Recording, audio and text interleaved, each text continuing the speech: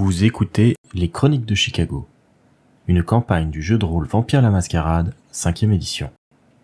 Entrez dans le monde des ténèbres, mais soyez avertis, c'est un univers aussi violent qu'impitoyable, et nos joueurs y incarnent des monstres de la nuit qui pourraient être amenés à commettre de sinistres actions. Ce podcast se destine donc à une audience adulte.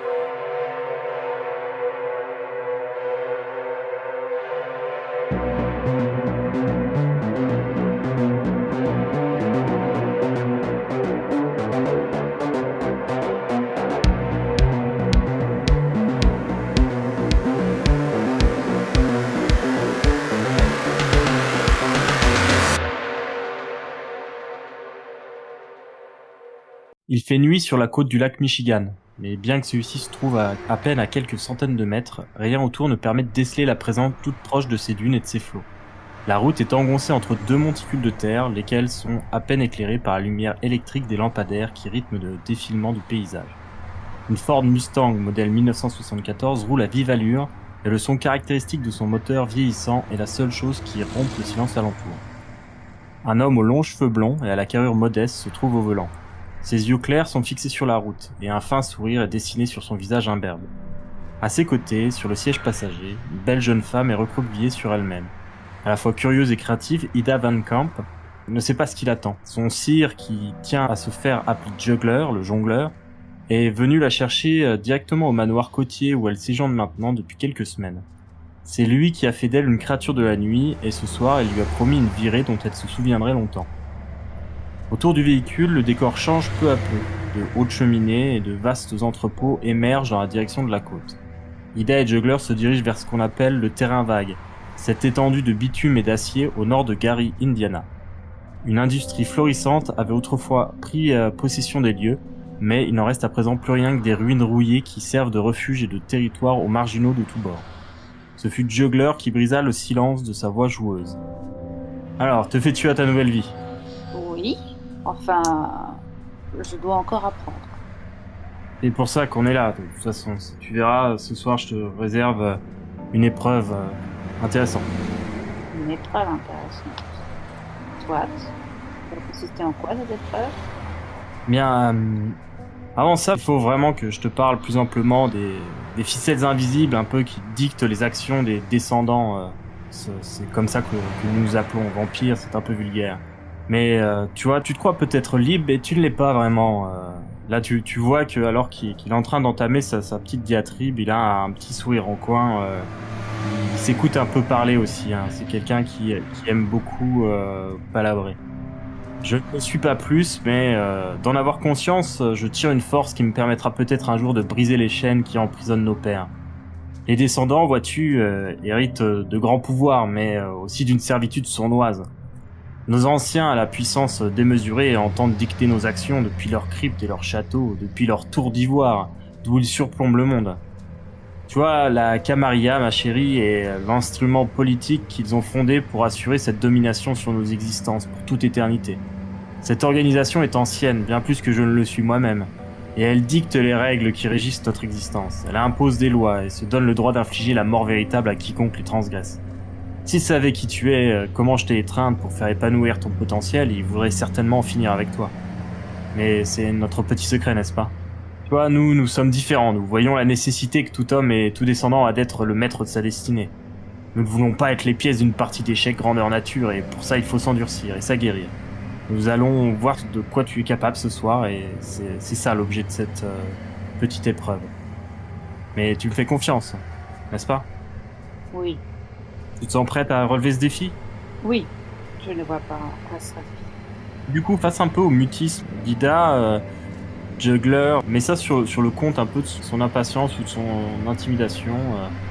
Il n'insiste pas trop et la suite du trajet, qui n'est plus très long, se fait un peu dans le silence, à moins qu'elle ait des questions particulières à lui poser. Je serai seule donc pour cette épreuve ? Alors tu seras seule, oui, presque, on va dire. Je vais t'expliquer. Attends, on arrive. Une fois que la voiture est garée au milieu des silhouettes sinistres des aciéries abandonnées, Juggler mène Ida dans un entrepôt désaffecté. semble se mouvoir avec aise comme s'il était familier des lieux. Le Bruja porte un jeans troué, surmonté d'un gilet dans la même matière, criblé de coupures diverses et d'un t-shirt noir à manches longues.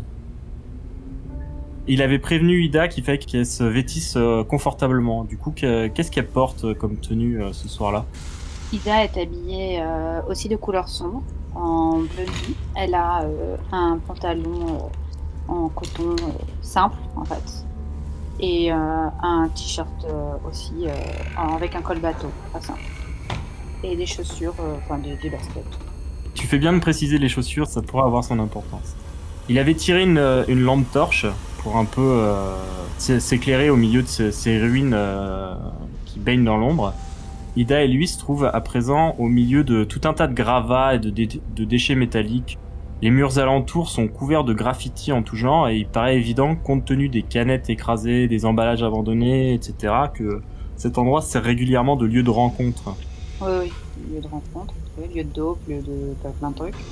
Probablement de nombreuses choses se passent dans les parages. Ida est arrivée depuis peu dans la région, mais sait qu'effectivement le terrain vague, c'est le territoire de certains gangs, de clochards et de personnes en tout genre qui viennent là justement pour être à l'abri des regards et surtout des forces de police.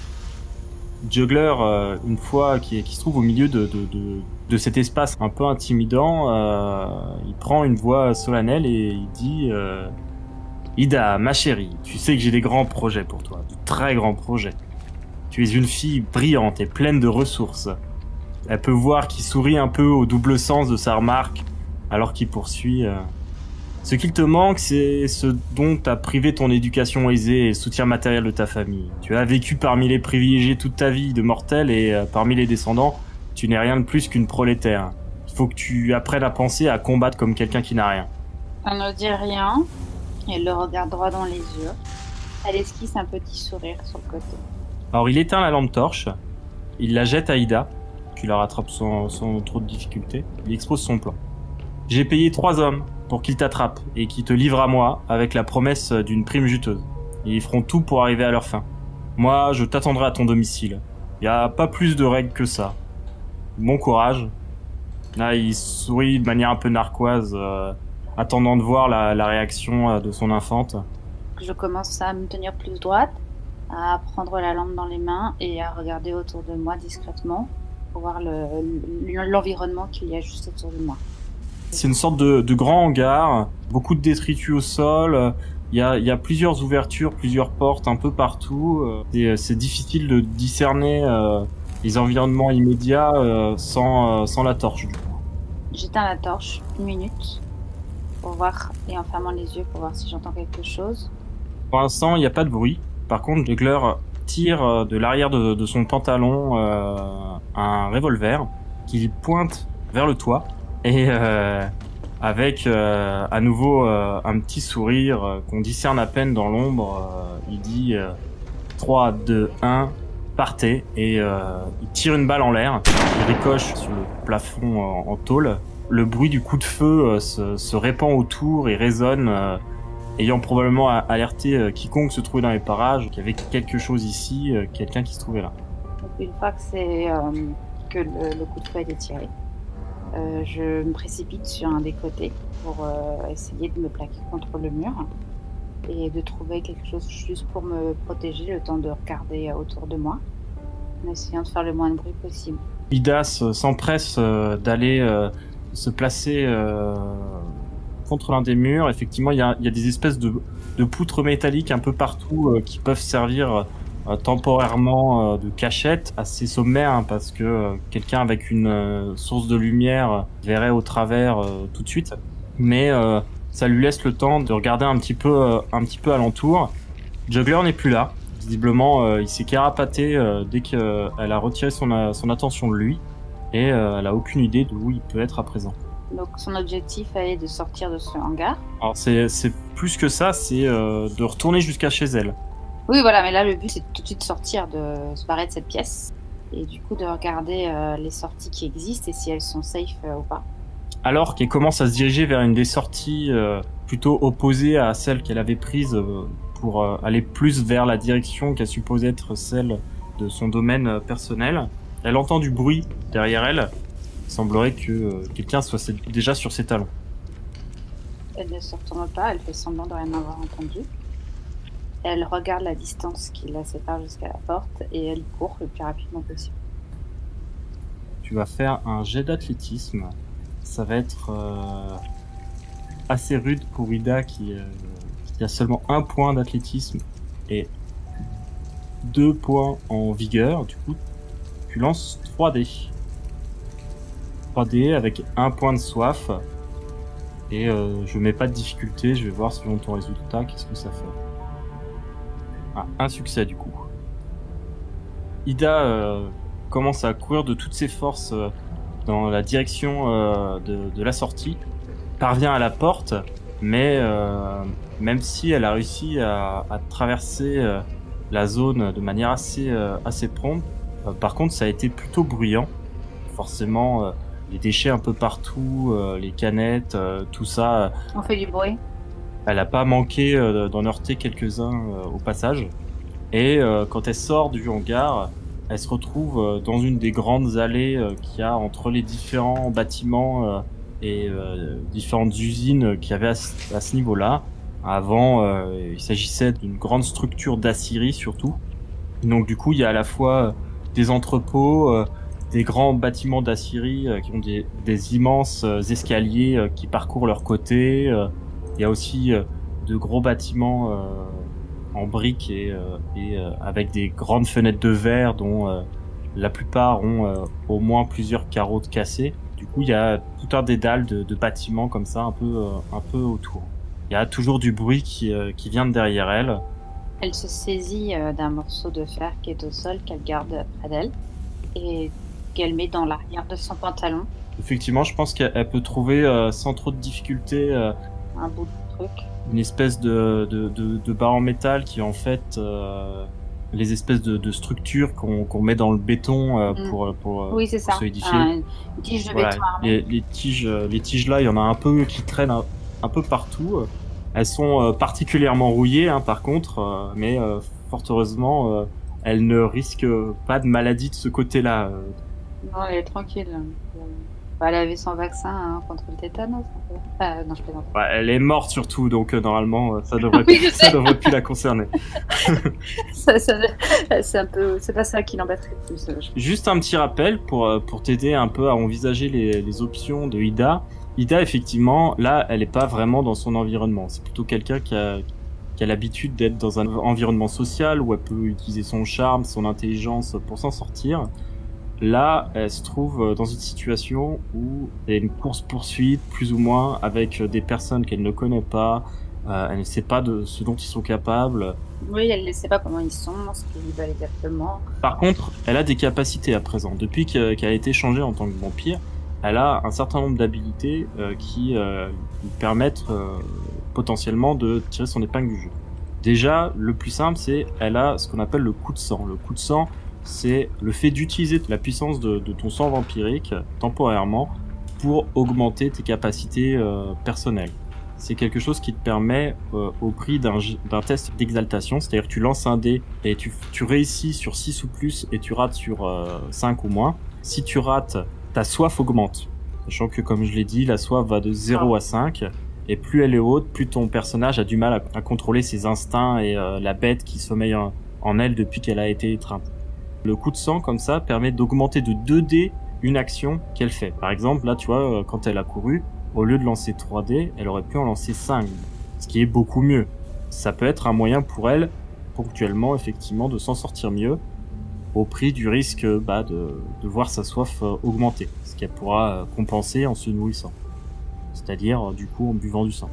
Ensuite, Ida dispose de disciplines. Les disciplines, c'est comme ça qu'on appelle les pouvoirs innés aux vampires, qui dépendent en partie de leur ascendance vampirique, c'est-à-dire que chaque lignée de vampires a développé des disciplines différentes, et ça leur apporte des pouvoirs assez variés.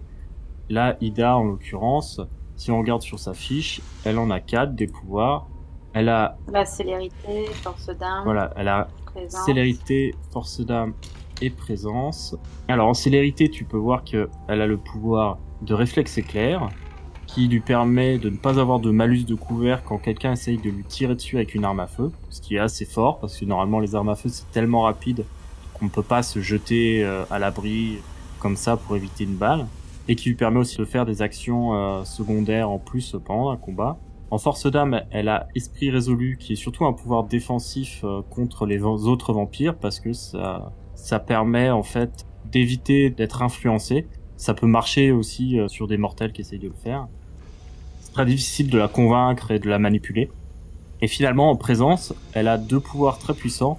Elle a intimider et révérence, qui ajoutent des dés supplémentaires quand elle fait des actions, soit pour intimider, soit pour persuader quelqu'un. Donc ça, c'est des capacités qui sont très fortes. Et tu vois, par exemple, révérence, ça donne plus de dés pour convaincre, pour persuader. Et Ida, ayant déjà 1 en persuasion et 3 en charisme, par exemple, ça lui fait 6 dés, rien que comme ça, quand elle essaye d'utiliser révérence. Donc c'est quelque chose qui permet d'augmenter beaucoup ses compétences sociales si elle a besoin. Donc on en revient à elle. Elle se trouve présentement avec une barre de fer coincée dans sa poche et l'impression que quelqu'un est déjà sur ses traces. Devant elle, il y a un bâtiment avec des escaliers et des échelles qui font le tour et qui est probablement un des plus grands bâtiments autour. Ça doit être un des principaux bâtiments de la Syrie, celui où justement on coulait le fer et les alliages avant. Un peu plus loin, sur sa gauche, il y a un grand bâtiment qui semble être plutôt un bâtiment administratif, avec des grands murs de briques et beaucoup de vitres et une porte ballante. Et il y a également la possibilité de poursuivre dans ces grandes allées qui séparent les bâtiments et qui sont laissés un peu à l'abandon, avec un peu des buissons, des détritus en tout genre, des déchets, des morceaux de bâtiments qui se sont effondrés. C'est un terrain qui est plutôt découvert, mais qui propose quand même potentiellement des... qui est découvert, mais du coup qui lui permet de regarder, de voir aussi. Oui. Et ouais. Donc là, le but, selon moi, faut que Lida quitte la Syrie. Après, ma question qu'elle se pose, c'est est-ce qu'elle va rejoindre Juggler chez elle, est-ce qu'elle va rentrer chez elle seule, ou est-ce qu'elle doit les combattre pour personne et apporter la preuve qu'elle les a combattus? Alors lui, la seule règle qu'il lui a donnée, il lui a dit d'ailleurs qu'il n'y avait pas plus de règles que ça, c'est je te retrouve chez toi. Oui, mais qu'est-ce qui pourrait aussi en découler? Le risque qu'il y a pour Ida, c'est que elle se fasse capturer, et dans ce cas elle a perdu, ou pire que ça, elle n'arrive pas à s'en sortir avant que le jour se lève, et là, c'est oui, potentiellement la mort pour elle. C'est la mort pour elle, ouais, tout à fait. Pour moi, alors je pense que, étant donné qu'on a eu une Syrie, qu'on a été ce grand hangar où on faisait couler l'acier, étant donné qu'il faut apporter des choses, je pense que l'entrée et le portail n'est pas très loin de ce grand bâtiment. Donc je décide de faire le tour, de poursuivre pour voir si on peut partir de là.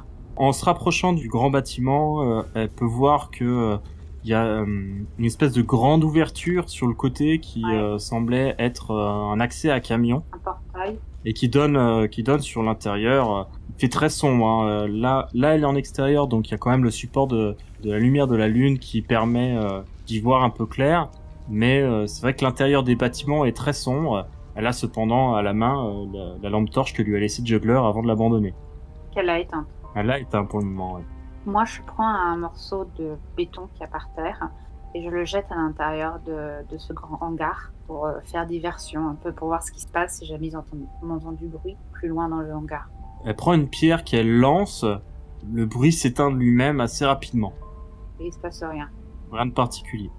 Et je regarde autour, parce que là c'est l'entrée dans ce grand bâtiment. Et je regarde s'il n'y a pas une autre sortie sur les murs extérieurs. Le bâtiment, effectivement, doit avoir plusieurs entrées-sorties. Et pénétrer à l'intérieur,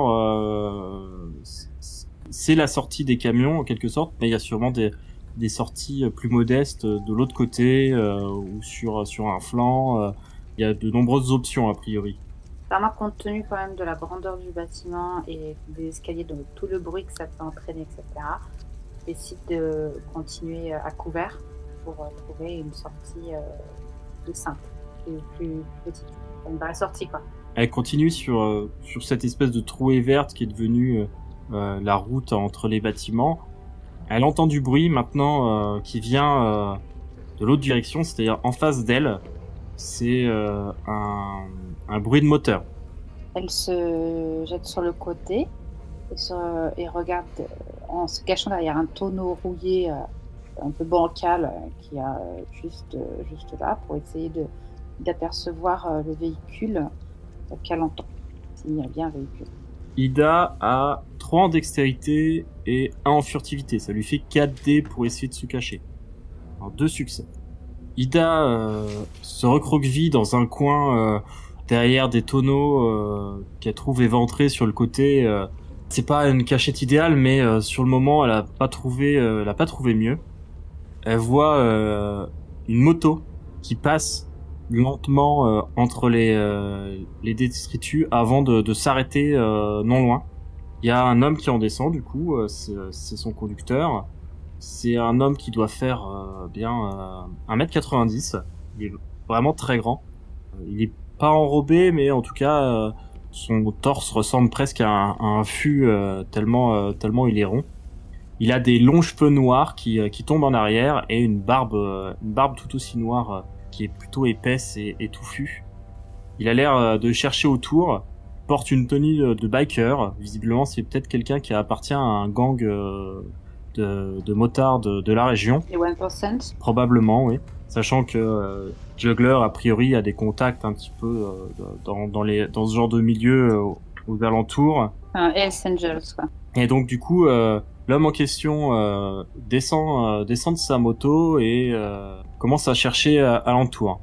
Son regard se tourne vers le grand bâtiment d'Assyrie, vers l'ouverture des camions par lequel Ida avait regardé peu avant, et il lui tourne le dos pour le moment. Il bouge pas, il reste le dos tourné. Pour l'instant où il inspecte, il regarde un peu autour. Il n'a pas sorti de lumière pour le moment, mais visiblement il est à la recherche de quelque chose ou quelqu'un, et c'est probablement elle. Elle en conclut qu'il fait partie des 3 personnes qui la recherchent. Alors c'est délicat de partir en courant, en même temps s'il a le dos tourné, c'est vrai qu'elle peut se déplacer, mais le bruit va forcément le faire retourner. Effectivement, si elle essaye de courir, ça risque... Ça va forcément l'attirer, voir les autres. Et par contre, la moto, c'est quand même quelque chose de super intéressant parce que c'est quand même un moyen de locomotion qui lui permettrait de rentrer chez elle. Parce qu'elle est quand même à une certaine distance. Quand même. Effectivement, à prendre en compte cependant, c'est que la moto, quand elle est arrivée, elle naviguait un petit peu entre les déchets par terre. Les déchets par terre, les trous dans le sol. Pas simple de rouler dessus. Ça risque d'être compliqué de s'enfuir à toute berzingue avec. Ouais.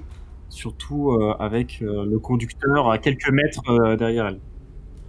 Tout à fait. Qui potentiellement a des forces physiques plus importantes. Quoi qu'il arrive, si là c'est un peu le dilemme. Parce que si elle bouge pas, le fait de pas bouger et d'attendre qu'il avance dans ce bâtiment pour se déplacer est une solution. Pour l'instant, il ne bouge pas. J'attends ta réaction avant de faire avancer un petit peu le... Moi, j'essaie de respirer le moins fort possible et de pas bouger. Alors, l'avantage, c'est qu'en tant que vampire, Ida n'a plus besoin de respirer. C'est vrai, ça je savais pas. Ouais. Ah bah c'est bien ça. Tout à fait. Toutes les fonctions physiques vitales elle a pas besoin de normales trouver du des corps. toilettes, tout ça, c'est tranquille. Tout à fait, oui. Les vampires ne font pas pipi, ne font pas caca. Et effectivement, c'est un avantage. Ils ont de la chance, hein. C'est vraiment un avantage. Mais ils peuvent manger, ils ont soif. Alors, ils ne peuvent pas forcément manger. C'est seulement le cas de... Oui, non, mais ils ont soif. Ils ont soif de sang. Effectivement. Mais par contre, tu vois, par exemple, naturellement, ton personnage n'a plus de battement de cœur, par exemple. Il faut qu'elle force son corps à faire semblant, en fait. C'est ce qu'on appelle l'étincelle de vie. C'est quelque chose que tu peux faire. L'étincelle de vie. C'est ce que tu peux faire ponctuellement en faisant un test d'exaltation. C'est du coup forcer ton sang à réalimenter ton corps. Et du coup, tu retrouves un peu des couleurs. Tu as ton cœur qui commence à battre à nouveau. Enfin, un semblant de vie, quoi. Tu fais semblant d'être vivant temporairement. Mais là, du coup, elle ne respire pas. Non, mais là, c'est pas intéressant du tout dans les faits. Oh, bah là, tant mieux. Donc, elle ne fait aucun bruit si elle ne bouge pas. Oui, mais après, comme on l'a dit, elle n'est pas très bien cachée non plus. Oui, c'est ça le problème. Est-ce qu'elle a la possibilité de grimper sur quelque chose ou non? Autour d'elle, c'est... Alors là, elle est plutôt dos à un mur, derrière ces barils qu'elle a trouvés rapidement pour se cacher. Pas vraiment de possibilité d'escalader ce mur. Alors, pour moi, dans ma tête, il y a 3 possibilités. La première, c'est de se prendre pour Indiana Jones et de courir de toutes ses forces pour sauter sur la moto. C'est celle que je ne retiendrai pas, pour l'instant. La deuxième, ce serait un peu culottée, d'essayer, comme elle se sent quand même assez aisée, d'acheter le type pour qu'elle se casse, quoi. Mais j'y crois pas non plus. Moi, je tenterai encore mon système de je prends une pierre et je la jette plus loin pour voir s'il va mettre sa tête de l'autre côté, d'un côté droit par exemple, et moi je pars du côté gauche. La pierre, ça va forcément le faire réagir. Est-ce que j'aurai le temps pour pouvoir partir? C'est pas sûr. Ça peut peut-être lui faire gagner quelques mètres dans sa course. Parce que comme il est grand, il fait 1m90, lui attaquer avec ma barre de fer, c'est beaucoup trop risqué. C'est sûr que je me ferai défoncer. Oui, sachant que Ida a 0 point en mêlée, elle est pas très forte en combat. Ouais, je me ferai défoncer. Mais en étant justement accroquevillé derrière mon espèce de vieux baril tout pourri là, je vois que dans le fond, il y a une petite porte, en fait, qui entrouverte, qui est déjà ouverte, je veux dire, et que je pourrais avoir le temps de me faufiler dedans. Alors, il y a des bâtiments un peu partout, donc effectivement, il y a probablement d'autres portes par lesquelles elle pourrait rentrer. Dans un autre hangar, ouais. Est-ce que du coup, elle tente de le faire juste en partant le plus vite possible? Est-ce qu'elle essaye de se déplacer discrètement, par contre, plutôt, pour rejoindre l'endroit sans se faire voir? Soit elle essaye de faire une diversion pour ensuite courir vers là-bas. Moi, je pense pour la diversion. Très bien, donc du coup, Ida se saisit d'une pierre qu'elle jette soigneusement hors du champ de vision du biker pour qu'il ne voit pas la pierre passer, ce serait un peu ballot. Celui-ci se tourne immédiatement vers le bruit en question, mais alors que Ida commence à courir, du coup, très clairement, lui se rend compte que très rapidement qu'il n'y a rien à l'endroit où il a regardé. Il perd quelques secondes dans cette réaction, mais pas suffisamment pour ne pas remarquer que derrière lui, quelqu'un est en train de se carapater. Du coup, Ida va faire un jet de dextérité plus athlétisme pour essayer de passer un peu tous les obstacles et puis pas chuter sur quelque chose sur son chemin. D'accord. Donc ça fait 4 dés. Est-ce que tu veux faire un coup de sang? Là, je pense que c'est nécessaire. Hein. Du coup, tu lances 6 dés, toujours avec 1 de soif. Et par contre, une fois que tu auras fait ton action, on fera un test d'exaltation pour voir si ta soif augmente. D'accord. 2 succès. Alors 2 succès, c'est pas énorme. Il y a encore autre chose qui entre en ligne de compte, c'est la volonté. La volonté, ton personnage, il a 3 en volonté. Ce sont des points que tu peux utiliser et qui permettent de relancer des dés pour maximiser tes résultats. Une fois, je peux les relancer. Du coup, 3, vu que tu as 3 points de volonté. Par contre, quand tu dépenses ton dernier point de volonté, ton personnage, après, est épuisé mentalement, et du coup, il a des malus à ses actions. Mais là, pour l'instant, tu as 3 points. Je tente. Très bien, dans ce cas, tu vas relancer 3 dés. 7 succès critiques. Ah ouais. Alors là, du coup, on est dans une réussite très très forte. Ida n'a plus que 2 points de volonté, mais par contre... l'effort qu'elle a fourni ici, effort surhumain, qui est au-delà des capacités qu'elle aurait eues de son vivant, lui permet de couvrir une distance assez importante avant même que le type qui la cherche ne s'en rende compte. Ce qui fait que il sait que elle est partie. Il a entendu que quelqu'un s'était carapaté derrière lui. Par contre, il n'a pas eu le temps de voir dans quelle entrée elle est passée. Ida, elle, se retrouve à l'intérieur d'un des bâtiments. C'est un bâtiment avec des sortes de passerelles qui descendent. On a l'impression que ça s'enfonce un petit peu vers le sol. Il y a beaucoup de machineries autour qui ont été abandonnées et qui sont maintenant dans un état de délabrement très avancé. Il y a des passerelles qui descendent, il y a également des passerelles qui montent avec des échelles. Il n'y a pas l'air d'avoir d'autres entrées au niveau où elles se trouvent. Par contre, effectivement, le bâtiment a l'air d'être relié à d'autres par ses niveaux supérieurs. Il y a pas mal de machines un peu partout. Il y a une espèce de chemin métallique qui descend. Et par contre, il y a effectivement des échelles et des escaliers qui montent. Et on peut voir des passerelles qui passent en hauteur et notamment qui ont l'air de sortir du bâtiment pour rejoindre un autre bâtiment. Peut-être des passages qui étaient faits pour relier plusieurs zones critiques. Donc là, je profite de mon avance et j'essaye de grimper.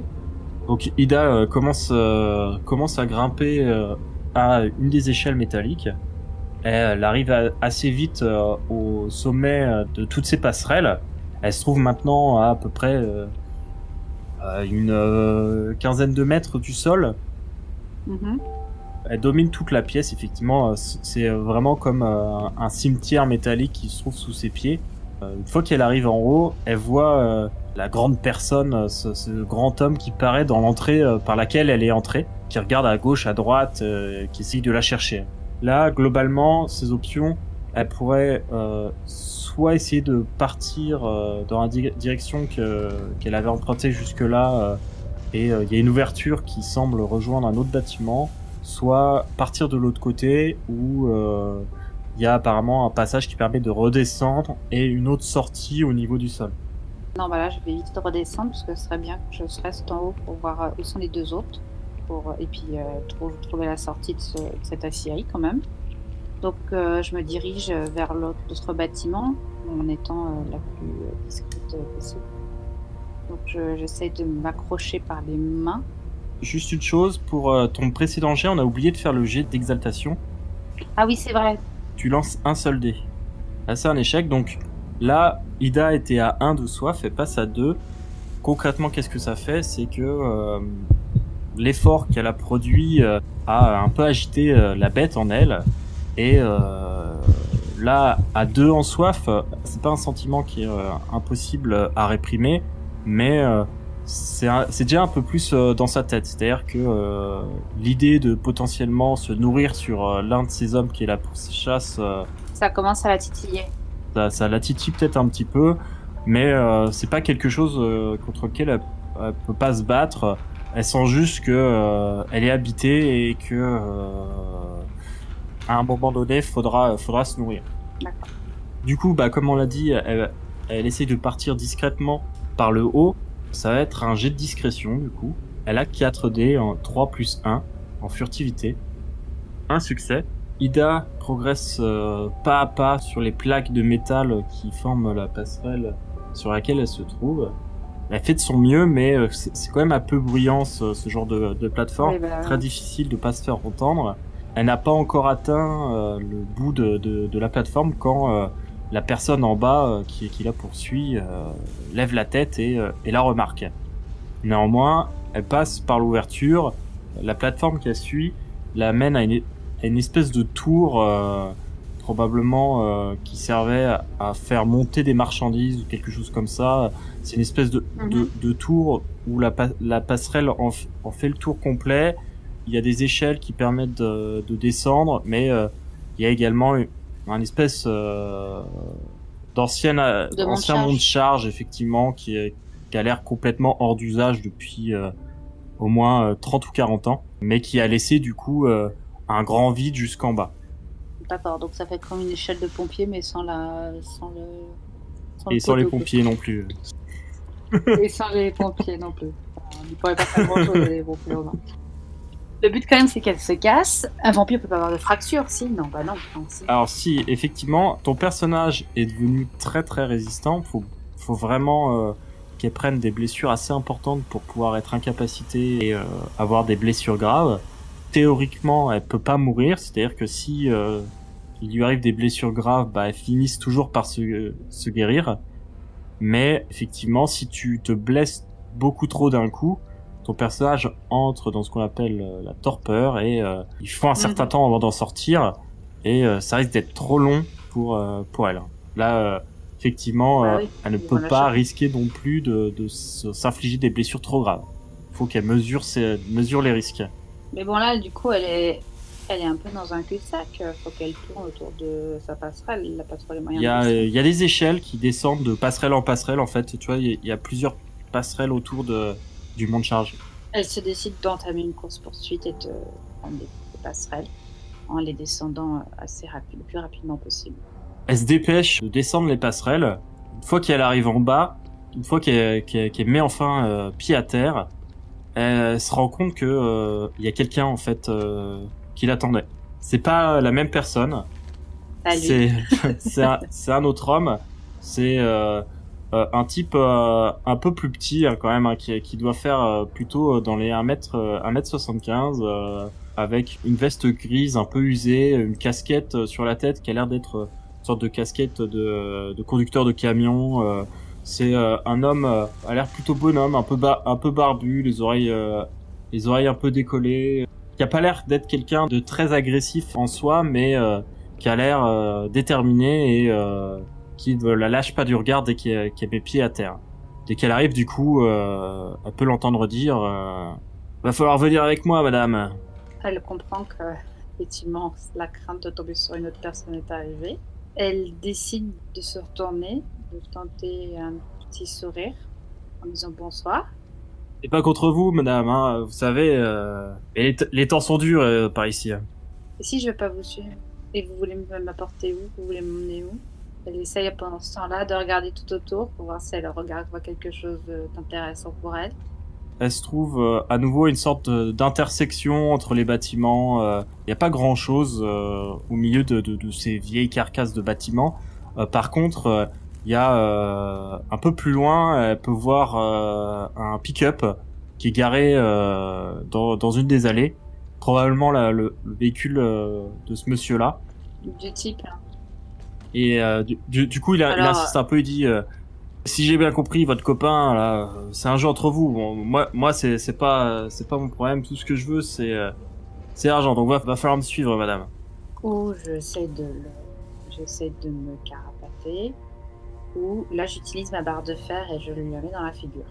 Bah non, c'est ça, hein, mais ça c'est vraiment en cas dernier secours. Hein. Encore une fois, la barre de fer, c'est pas la spécialité d'Ida. Hein. Ça risque d'être assez décevant comme tentative. Donc bah je n'ai pas d'autre choix que de le suivre. Donc après, potentiellement, elle a des opportunités. Hein. Je te rappelle que Ida de base est quelqu'un qui a déjà du charisme, qui sait manipuler les gens. À côté de ça, elle a les pouvoirs de son sang qui lui offrent des opportunités. C'est ce que j'allais dire en fait, de persuader de la laisser partir. Là, par exemple, ses pouvoirs de présence ici, elle a intimidé et révérence. Elle pourrait totalement essayer de persuader cette personne ou au contraire de l'intimider. Oui, non mais c'est ça parce que c'est ce que je me posais comme question au tout début en fait. C'est de pouvoir user de ses atouts financiers ou autres pour leur faire comprendre qu'il y a mieux ailleurs. Quoi. Donc, pas de dire par exemple, alors comme ça, vous avez une belle somme d'argent qui vous est promise si jamais vous me ramenez chez moi. Oui, c'est ça. Est-ce que Ida utilise un de ses pouvoirs du coup? Que ça soit révérence ou intimidé, c'est un pouvoir qui s'active, qui ne coûte pas de sang. C'est une sorte d'aura qui se dégage d'elle du coup. Ouais. Non, je vais prendre la révérence.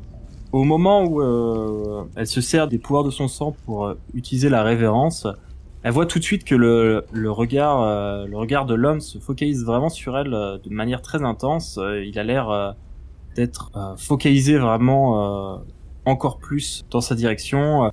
Il a l'air de boire ses paroles. Qu'est-ce que tu essayes de faire? Comment tu essayes d'exploiter cet avantage? Du coup, la révérence te donne plus 2 dés à tout jet qui implique le charisme ou la persuasion. Du coup, j'essaie puisque je vois qu'il m'écoute et qu'il boit un peu mes paroles comme du miel, de me déplacer doucement avec lui à côté et d'aller vers le pick-up tout doucement, dans le but de faire croire aux 2 personnes potentiellement présentes qu'il réussit et que ces 2-là n'ont pas besoin d'intervenir. Le but, c'est qu'elle essaie d'obtenir les clés du pick-up, qu'elle prenne toute seule le pick-up pour aller toute seule rentrer. D'accord. Vous savez, non, parce que évidemment mon ami nous a mis dans la confidence de notre petit jeu, mais la personne ici qui a le pouvoir de signature, c'est moi. Et pour mettre plus de piquant, j'accepterais volontiers de doubler les choses si on venait à corser un petit peu le jeu. Par exemple... Il se frotte l'arrière de la tête, il a pas l'air de tout à fait comprendre ce que tu veux dire. Qu'est-ce que vous voulez dire? Comment ça, corser le jeu? Pourquoi est-ce que je serais la seule à être apportée? Normalement, il n'y a pas que moi qui dois rentrer. Il y a aussi les 2 autres personnes présentes sur ce site. Et si nous les attrapions, c'est le double de la somme. Ouais, mais qu'est-ce que j'y gagne, moi? Tu vas faire un jet de persuasion, du coup. Oui. Ici, ça va être plutôt de la manipulation. Parce que là, tu essayes vraiment de manipuler un petit peu ce qu'ils pensent, etc. Et tu as 2 dés supplémentaires qui viennent de présence. Alors, 4 succès. 4 succès, c'est très fort. L'homme te dévisage. Qu'est-ce qui m'assure que je l'aurai, ce paiement? C'est pas une arnaque? Puisque vous devez me ramener chez moi, vous connaissez forcément l'adresse, donc vous savez où me trouver. Il a l'air de considérer l'idée, mais il est encore un peu hésitant. Je vais pas m'évaporer dans la nature. Si vous voulez, je reste dans le van, juste là, et je vous attends. Que vous me rameniez les 2 autres personnes. Tu le vois qui hésite encore un petit peu et qui finit par hocher la tête. Il fouille dans sa poche, finit par en tirer une clé, celle du véhicule du coup, et il te l'étend. Vous savez où ils sont? Allez-y, je vais pas être long. Je pense qu'il doit être dans les parages. Excusez-moi madame, hein, mais vous êtes pas les plus discrètes. Et qui vous dit que j'ai envie d'être discrète? Bon, en tout cas moi j'en sais rien, mais Bien sûr, j'espère que vous allez tenir parole. je tiens toujours parole. Il te laisse les clés. Et par contre, effectivement, alors que Ida commence à se diriger vers le pick-up, il y a le grand motard qui débarque en courant. Visiblement, il est furieux de jouer comme ça à chat et souris dans le bâtiment d'avant. L'autre homme, celui avec la casquette de conducteur de camion, va pour s'interposer face à lui, mais comprend très vite à mesure que la personne arrive à toute vitesse vers lui que en fait il fait pas forcément le poids et que la personne elle est beaucoup plus grande de près. Le motard lui se dirige à toute vitesse vers Ida, mais l'autre s'interpose, ce qui provoque une collision. Mais très vite ils en viennent aux mains à se tirer d'un côté et de l'autre. L'homme qu'elle a soudoyé ne résistera pas longtemps à son adversaire. J'essaie de sauter le plus rapidement dans la voiture et de la faire démarrer. Elle ouvre la voiture, elle ouvre la portière du conducteur, elle se place au volant, elle tourne la clé. Le moteur cahote un peu mais démarre. La voiture commence à rouler. Assez rapidement, elle commence à s'éloigner de ces 2 hommes. L'un probablement furieux, l'autre un peu circonspect de ce qui vient de se passer. Se sentant peut-être un peu bête, ne sachant pas vraiment si au final il va avoir la paye qu'on lui a promis ou si en fait il s'est fait jouer. Mais en tout cas, Ida est en train de les laisser derrière elle. Et le véhicule s'enfonce entre les bâtiments pour se diriger vers la sortie du terrain vague. Elle reprend la route en direction du nord-est de Gary, là où elle a acheté ce petit manoir qui devrait lui servir de refuge à présent qu'elle ne peut plus vivre le jour. Petite distance qu'elle a pris du coup avec la société mortelle et qui lui permet de justifier un petit peu son manque d'apparition ces derniers temps. Elle conduit. Au bout d'une vingtaine de minutes, elle arrive enfin dans la petite banlieue où se trouve le manoir en question. Quand elle arrive devant son manoir, il y a 2 véhicules qui sont garés. Il y a la Mustang de Juggler. Il y a également une autre Ford, un peu en mauvais état, plus modèle grand public, avec quelqu'un qui semble attendre. C'est un homme afro-américain qui a l'air d'avoir à peu près la quarantaine. Il attend les bras croisés, il est en t-shirt et en jean. Elle a laissé la voiture derrière. Voilà, pour qu'elle décide, elle trouve un moyen de rentrer. Ou elle l'affronte, ou elle rentre sans l'affronter. Le manoir a une petite enceinte tout autour. Ouais, c'est ce que j'allais dire, un petit muret. Avec une allée qui mène au garage et à une porte qui permet de rentrer à l'intérieur de l'enceinte. Et après, t'as encore un peu d'espace de jardin pour atteindre la maison en elle-même. Oui, une sorte de portier, quoi. De toute manière, elle va pas escalader un mur pour pouvoir rentrer chez elle. Elle pourrait si elle le veut. Ouais, mais elle a pas trop le solution physique de le faire. Comme on l'a dit, hein, les coups de sang, etc., ça permet de se dépasser. Et effectivement, tu vois, par exemple, quelqu'un qui normalement a 2 en force, qui fait un coup de sang, se retrouve à 4, bah en fait, il a la force de quelqu'un qui normalement est très sportif. Si sa soif augmente alors qu'en fait elle est chez le végétarien. Alors si sa soif augmente, elle aura un peu plus soif, effectivement. Après, 3 en soif, Voilà. ça devient un peu plus compliqué, mais c'est pas... C'est pas impossible. La soif, ça commence à poser problème à partir de 4. Et 5, c'est très grave. En fait, à partir de 4, ton personnage, il a beaucoup de mal à se contrôler à la vue du sang et à l'odeur du sang, au goût du sang aussi. Il peut entrer en frénésie, c'est-à-dire qu'il devient vraiment bestial dans sa recherche de sang. Un 5, c'est encore pire. 5, c'est le risque aussi de, quand on se réveille, de rentrer en torpeur plutôt que de se réveiller. 1, 2, 3, c'est l'espace encore à peu près gérable de la soif. Donc je tente quand même d'escalader le mur parce que je connais le jardin et j'ai pas envie de l'affronter parce que je me doute qu'il est plus fort physiquement que moi. Donc, plutôt que de confronter l'homme en Je question, le tente. Ida détourne son chemin et du coup se retrouve sur un des flancs du bâtiment, côté dune, et tente d'escalader. Donc du coup, elle a 2 en force, elle a 1 en athlétisme, normalement elle a 3 dés. Si elle fait un coup de sang, ça fait 5 dés. Alors 3 succès, c'est très bien. Tu fais du coup un test d'exaltation, tu lances juste un dé pour voir si la soif augmente. Alors la soif augmente. Là effectivement, alors que les mains d'Ida atteignent le sommet du muret et qu'à l'aide de ses pieds, elle se propulse de la surface jusqu'au sommet, elle arrive au sommet du muret, mais elle sent que en tant que prédatrice, il lui manque une proie et que la soif est devenue plus intense.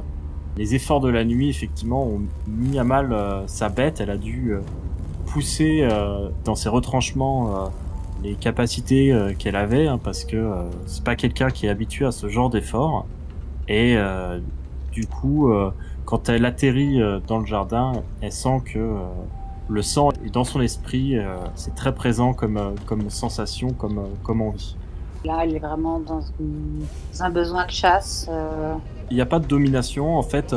Ce qui peut arriver ponctuellement, c'est quand tu fais un jet, si tu fais un 1 en dé de soif et que tu rates ton action, tu peux avoir ce qu'on appelle une compulsion, c'est-à-dire que la bête va influer sur ton comportement d'une certaine manière. Par exemple, ça peut être une compulsion de soif qui va te dire bah tant que tu te nourris pas, t'as -2 à toutes tes autres actions qui servent pas à essayer de te nourrir.